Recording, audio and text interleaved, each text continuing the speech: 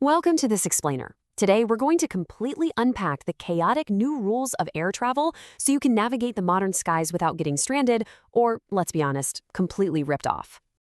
Okay, let's dive right into this. We really need to look at why buying a ticket and successfully boarding a plane suddenly feels like an extreme sport. Look, if you've set foot in an airport lately, you already know the vibe. The rules of the game have fundamentally changed. To help you map out this new reality, we're going to cover 1. The high cost of flying. 2. Confusing fares and hidden fees. 3. Shrinking refund windows. 4. Navigating delays and cancellations. And finally, 5. Strict new onboard rules. All right, kicking things off with Section 1, the high cost of flying. The biggest reason prices are sky high right now essentially boils down to this number, 150,000. To put that into perspective, July 23rd actually set an all-time record with over 150,000 global flights in the air on a single day. That is literally the busiest day ever recorded. It absolutely proves that demand is surging. People are still buying tickets left and right, which means airlines have absolutely zero incentive to lower their prices. But at the exact same time, the airline's operating costs are absolutely exploding. Take Delta, for example. Their quarterly fuel bill recently hit a staggering $4.4 billion. That is a 77% increase compared to just last year. And guess who ends up paying for those surging fuel and operating costs? Yep, it's not the airline, it's us, the passengers. In fact, Delta CEO Ed Bastian refers to this whole situation as a structural reset. Basically, this means that these sky-high operating costs and record ticket prices, they're the new normal. This isn't just a temporary spike or some quick reaction to the fuel market. Even if oil prices drop, ticket prices aren't coming back down with them. The takeaway here? The sooner you book your flight, the better. Which brings us nicely to Section 2, confusing fares and hidden fees. So airlines are now slapping these fancy, completely made-up names on essentially stripped-down tickets. For instance, United now sells a fare called Basic Business. I mean, that sounds pretty great, right? Well, until you realize it completely removes your ability to select a seat, completely eliminates lounge access, and limits you to just one checked bag instead of 2. And then you have Southwest, an airline that used to pride itself on being refreshingly simple, now forcing you to choose between Basic, Choice, Choice Preferred, and Choice Extra. It's just a lot to keep track of. There is just such a stark contrast between the straightforward system we used to rely on and the reality we deal with today. Think about it.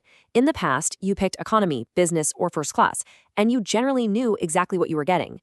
Present day, we have these completely confusing, dictionary-defying add-on tiers. Airlines are literally making up tier names as they go. That means you have to read the fine print incredibly closely to figure out if you're actually getting a good deal or if you're just getting played. And to make matters even more frustrating, the Department of Transportation just officially reversed a 2024 rule that required airlines to show you bag and change fees upfront. The airlines actually sued to block that consumer-friendly rule, and they won. So now they are reverting all the way back to the much looser rules from 2011. Bottom line, airlines once again have absolutely no obligation to show you those hidden fees until you reach the final checkout page. Moving right along to Section 3, shrinking refund windows. Get this, American Airlines quietly, and I mean very quietly, rolled back a seriously generous refund policy. It used to be that if you booked your flight at least 2 days before departure, you could cancel within 24 hours of booking for a full automatic refund. Super handy, right? Well, under their new rule, you now have to book at least 7 days before departure to get that exact same 24-hour grace period. They are now strictly adhering to the bare federal minimum, which is definitely leaving a lot of travelers completely caught off guard. Okay, so you've booked your ticket and survived the fees. Let's look at Section 4, navigating delays and cancellations. Because there are more flights in the air than ever before, way more passengers are getting completely stranded in these massive cancellation events. Just consider the sheer scale of recent disruptions. Winter Storm Fern, that caused over 11,000 flights to be canceled in a single day. The March 16th storm systems affected more than 12,500 flights. And obviously, it's not just uncontrollable weather causing this chaos. We've also seen nationwide technology meltdowns, like the recent ones that temporarily grounded all American Airlines departures across the entire country. So, the absolutely crucial point here is to follow a very specific game plan when chaos strikes and your flight is grounded. First, you just have to accept that the airline is not going to pay for your hotel if it's a weather delay. They consider that an act of God, totally out of their control. Second, and this is vital, book a nearby hotel immediately. Seriously, do not wait until you've sorted out your new flight. If you stand in that huge customer service line to rebook first, every single hotel nearby will sell out, and you'll end up stuck paying hundreds of dollars for a room 40 minutes away. Step 3. Rebook your new flight later once you know for sure you actually have a place to sleep. Hey, as a quick survival hack for those truly miserable 48-hour delays where you find yourself literally trapped at the terminal, rethink your airport outfit.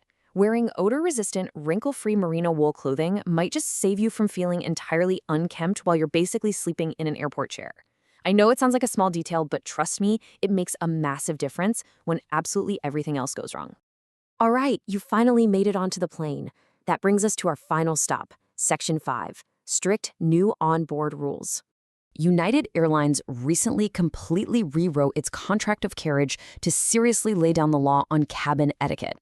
They have now strictly banned all voice and video calls once those cabin doors close, and they've outright banned playing any media without headphones. If you decide to break these rules, the punishments are not a joke. You could be denied boarding, physically removed from the plane, or literally slapped with a lifetime ban from flying on their airline. But perhaps the most surprising new onboard rule adopted by major carriers prompts a genuinely unexpected question. Honestly, it's one that nobody was asking even 5 years ago. Can you bring a robot on your flight? Okay, let's dive into this because I genuinely thought this was a prank at first. Behold, the legend of Stewie. Someone genuinely purchased an actual seat for a humanoid robot named Stewie, who then flew right there in the cabin from Las Vegas to Dallas on Southwest Airlines. An actual human passenger was sitting next to a robot. Because this is a thing that actually happened in the real world, Southwest, Delta, and United legally banned all humanoid and animal-like robots from both their cabins and their checked luggage. The reasoning behind the ban is actually super fascinating. Airlines aren't worried about the robot magically coming to life and taking over the plane like some sci-fi movie. No, they are deeply concerned about very practical dangers. Unpredictable battery fires, exposed wiring hazards, and moving mechanical parts. But most importantly, ground crews are completely untrained to handle massive, complicated robot batteries during an emergency. It's a massive liability. Which brings us to the end of our journey today.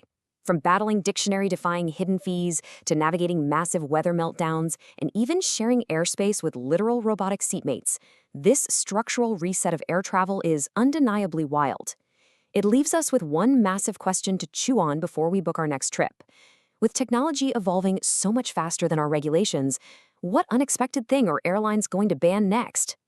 Thanks so much for joining me on this explainer, and seriously, good luck out there in the skies.